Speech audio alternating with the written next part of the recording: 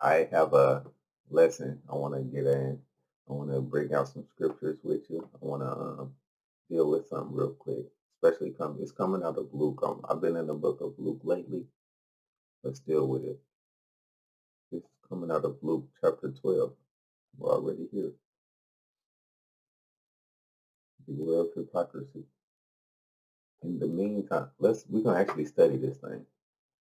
In the meantime, when an innumerable multitude of people had gathered together, so they trampled one another.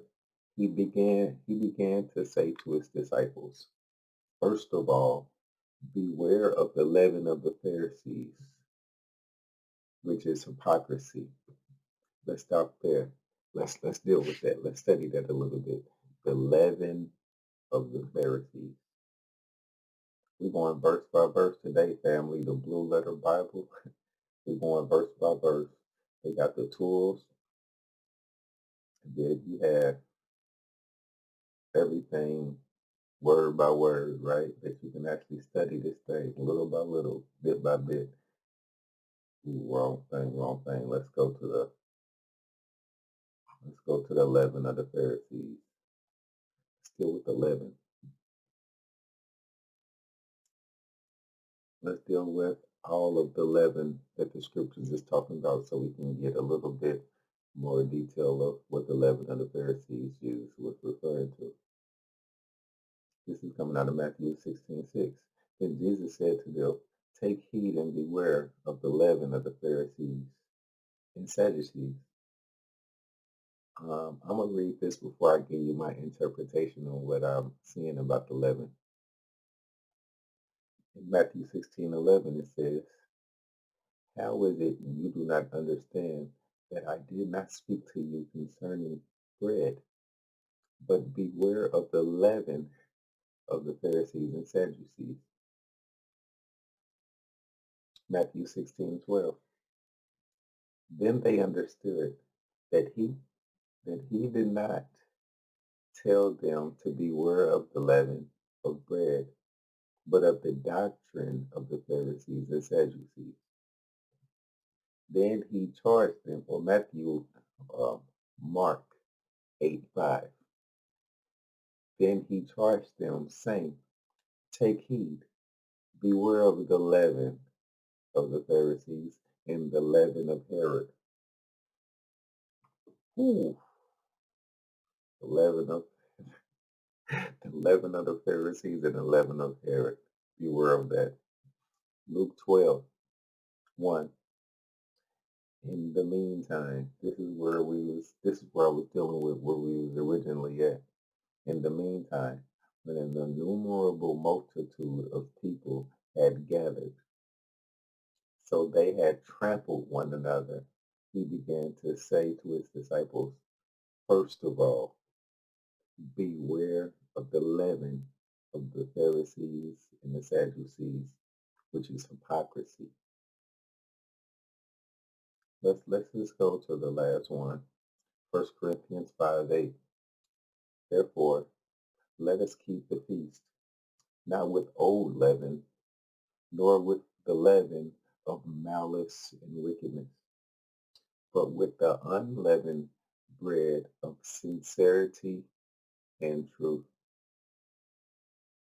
That's heavy. Like I don't even have to add nothing to that. I let the word explain and teach it. But the leaven of the king, the leaven of Herod, let me keep using this as a pointer. The leaven of Herod, which is the king, the leaven of the Pharisees, which is like uh, I would say religious officials trying to be one with the king. You know how kind of religion and state is connected, and the king kind of controls what the Pharisees or what the religious leaders say. Not all of them, not to diss anyone, not to this, not towards any situation. I'm just dealing with the scriptures, giving context for the content. But you have to beware of the puff. The leaven is what puffs up the bread or makes the bread big and look good, but it's really just there for filler. So beware of all the filler and the puffed upness. They're just trying to tell you good things. And, we got to beware of what they're trying to control you with, just goodness, good sayings, good things. And sometimes it's not even just good things. It can be wicked. It can have bad intentions behind it. So sometimes you have to beware. And sometimes we trust the media.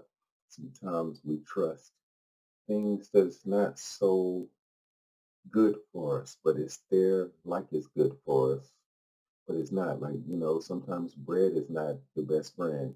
Sometimes we need to stay away from bread. Sometimes, even though it tastes so good, me personally, I love bread, but sometimes we have to beware if we're taking care of our bodies, if we're trying to do right with our bodies. Same thing with the Spirit of the Lord. The Holy Spirit doesn't always come for comfort. The Holy Spirit is not always here. Actually, the Holy Spirit works through adversity. So when Jesus is telling us this, beware of the leaven of the Pharisees, just that good speech, that good, they always try and tell you what you want to hear. And then you start to trust in that type of situation, and you're giving your trust to the wrong situation. But that's just in one verse. Do you see the study tool? Do you see what the word can do for you? You actually apply it. Let's keep going on. Let's keep going on through the scripture.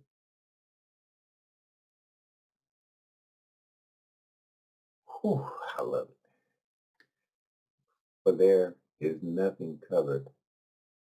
For there is nothing covered that will not be revealed, nor hidden that will not be known. Ooh, that's a powerful one right there. There is nothing covered that will not be revealed, nor hidden that will not be known.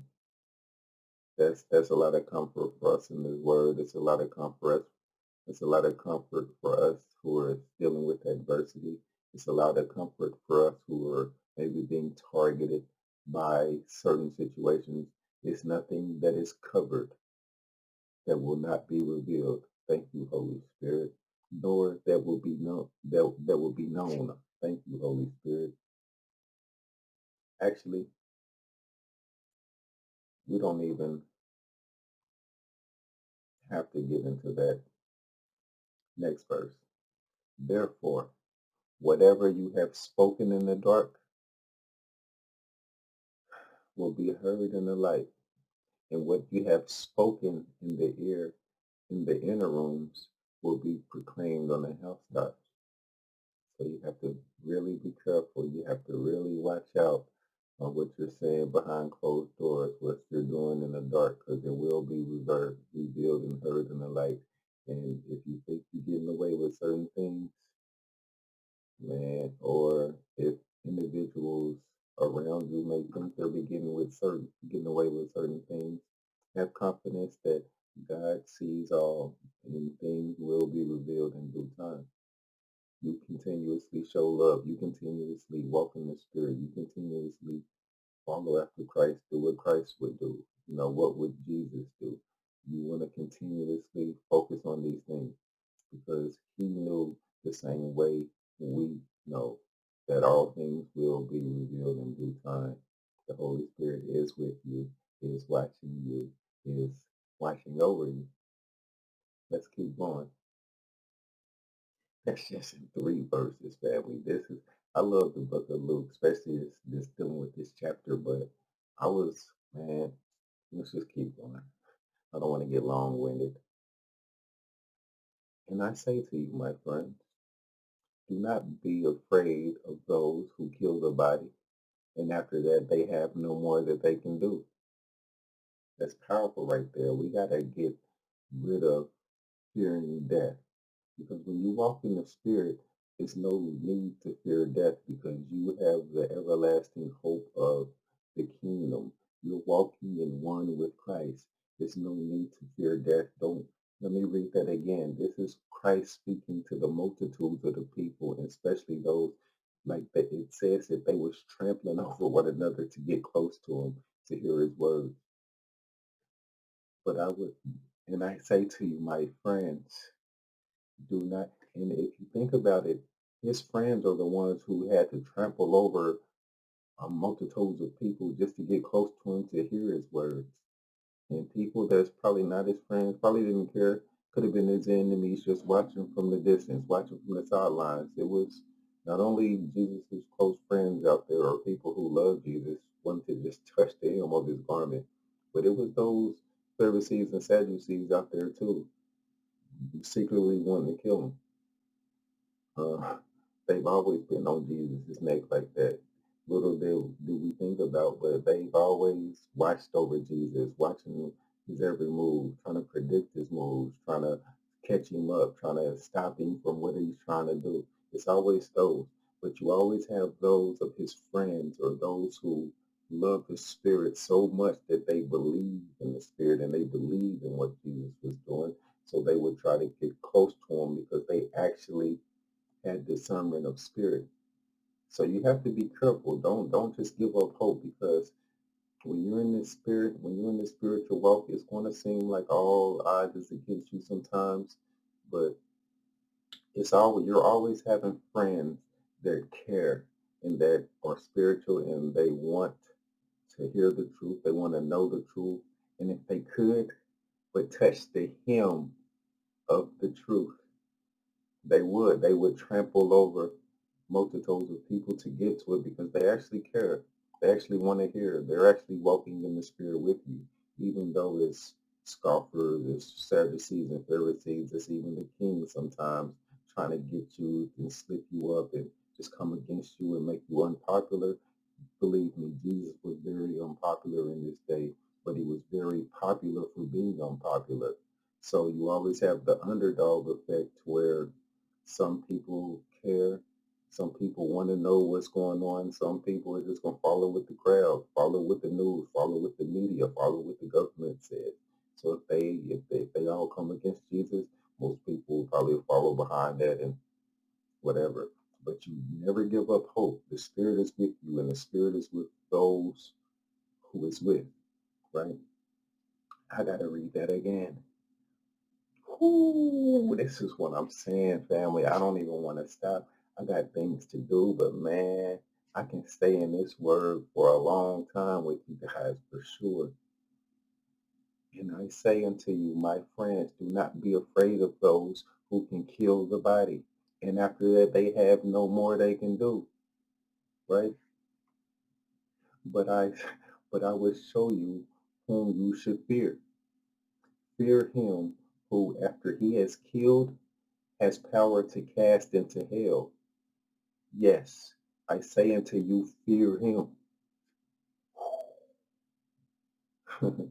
Are not verses 6. Are not 5 sparrows sold for 2 copper coins, and not one of them is forgotten before God, right? I'm not even going to get into slavery and all the oppression that my people have went through. But I'm telling you, God knows, God sees, God remembers, God will lift you up, God will place you in a heavenly seat for going through the things that we have to go through, especially if we're walking in the Spirit, especially if we're following behind Christ, especially if we can connect with the kingdom message, especially when we deal with adversity in the spirit because of the spirit. Continuously call on the spirit, family. I'm telling you, it's a good help indeed. And fear not those who can kill the body because they can't cast you into hell. It, ooh, hallelujah. Ooh, verses 7. Let's move on because I'm gonna stop at verse 7. It's like I said, I got things to do, but hey, I will be back. I'm starting this thing. I love this thing. I want to do more of this thing. The word, the spirit.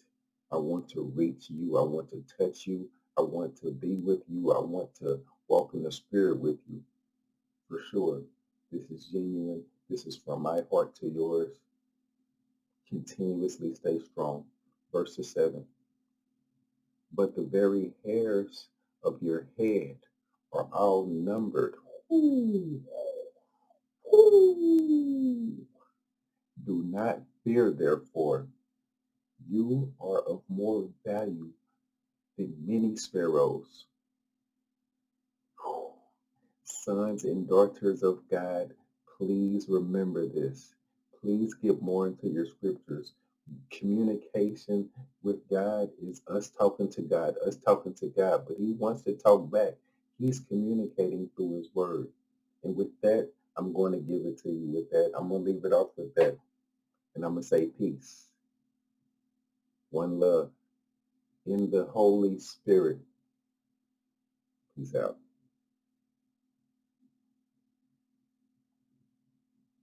Oh, shoot.